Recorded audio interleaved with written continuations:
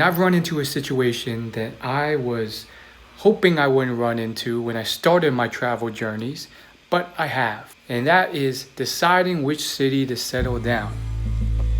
So, obviously, I think part of me has always been thinking, well, lucky you, you get to choose any city in the US you want. Boo hoo. But inevitably, I found this decision to be pretty aggravating. It's caused me anxiety, and it's caused me issues because I haven't been able to choose one. It's been a predicament because every city has its issues or trade-offs, and I am anxious about there ever really being a city for me that just fits. Now, you may be like, well, lucky you, you get to choose. And you're right. I think I am very blessed to even have this opportunity thanks to, transitioning to remote work experience. But bear with me here. When I first fantasized about moving somewhere else, that was when I was walking the same boring parks and trails, the same ones, dozens, probably over 100 times, where I lived as an adult working. It's just like these boring, small parks. But for many, many years, I would just fantasize, oh, this is boring, just a suburb, got a random townhouse and then this park, and there's not really much ever to do, barely any people. And I just fantasize, there must be something better out there. Wouldn't it be nice to just like wake up and then right outside is some type of trail, some grand canyon or a beach, and life is refreshing, it's a joy. And I felt like maybe one day in the distant future, part of me thought it would never happen. And yet, a few years later, not as many as I expected, but it still took some time. Here I am in beautiful Florida. There's the backyard. And so the abbreviated version is that every city I've been to, it's been decent, but not like just like a heck yeah. Now, most of these places, unless you're rich, you're going to be living in a neighborhood, a suburb, and so forth. And that's been my experience. So, there's a backyard and stuff, but to get to a beach or canyon and so forth, you generally will have to drive out and travel regardless. That said, it's still better than home because it's still within driving distance sometimes. Now, the real issue, though, are the trade-offs. Like I said, many of places I have been, I'd be happy to go there if I didn't have to choose. But because there's a paradox of choice and I do have these options, there are some notable drawbacks. New York, it's usually like a 45 plus minute suburb, a metro subway ride to get from the district I'm living to Manhattan where there's activity, or Brooklyn. And then there's homeless people on the subway, crazy people, and then it's just this chaotic concrete jungle where everyone's generally a stranger to you. And sure, you can go to meetup events to meet people, but outside of those events, it does often feel like the dog is going crazy. He saw a gecko outside. But outside of these meetup events, you are basically just stuck there. In this concrete jungle with not much to do. I'm gonna let the dog out so he doesn't make as much noise. There he goes. Atlanta, it's, you got the traffic, which isn't terrible. I've been to worse, but it is noticeable traffic and there are commute times. So you're often in this suburb, then you have to drive 20, 30 minutes out for an activity. So it's a lot of like driving to and fro from places.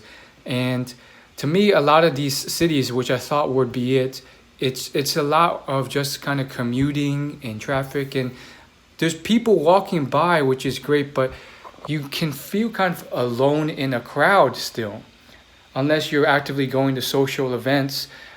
but like in between, it's often like that. And while there is nature, you do have to go out for it, and it's usually just parks. Although there's usually more of a selection of hiking trails and stuff like that.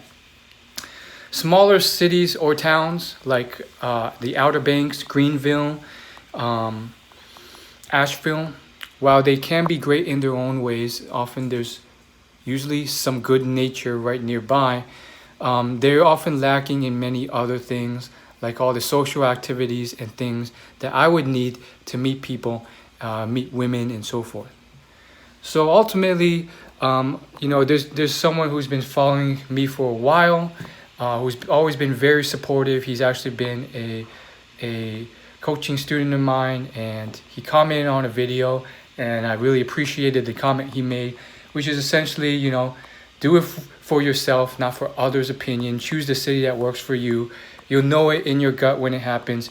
You may just not have experienced it yet. So he's been very supportive of it, and shout out to him for doing that. I really appreciate it. And there is some truth there in the sense that I have a lot more cities to explore.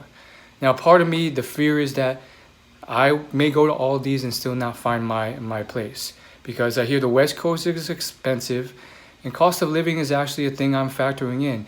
While New York City was on the top of my list, the cost has kind of driven it down from the top of my list.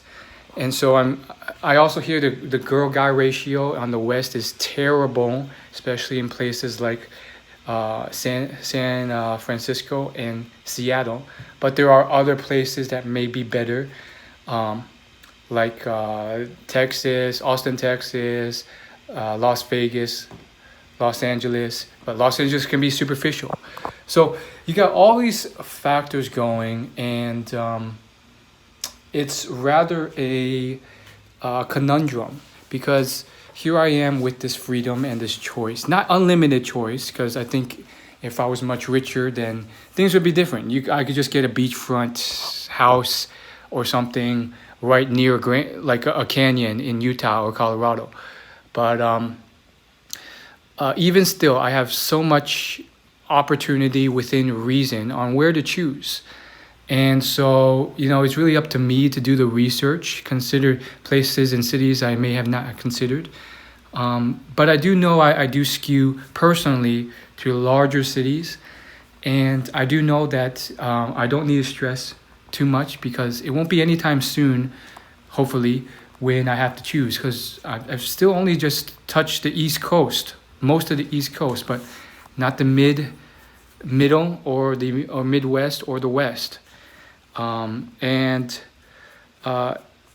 think ultimately there will be trade-offs to every city. There's going to be homeless people harassing you. If there's a bigger city, there's going to be more crime. There's going to be danger. There's cost of living, taxes, other issues. But, I think the goal is not perfect. It's better. And I'm still hopeful. Maybe I may not be able to find like that paradise where you could just walk outside and there's a canyon you can hike. But maybe I'll find something close to it where I could drive 20 minutes and there's something like that. And the cost of living is good. The size is good. The commute time isn't terrible. And so on and so forth. And I don't feel like in a congested city. But it is just interesting, because I'm still hopeful. I always will be. And I know there is better out there, because I do know that I don't want to go back home. And I do know that other people I know have found other cities once they moved to be better. So, there's definitely potential. And we'll see where it goes. Worst case situation, right? I go back home, which would be just, I wouldn't say terrible, but like that's probably out of the options. So regardless, I think I'll be a bit better off than I was where I was in. And this is just me documenting the continued journey.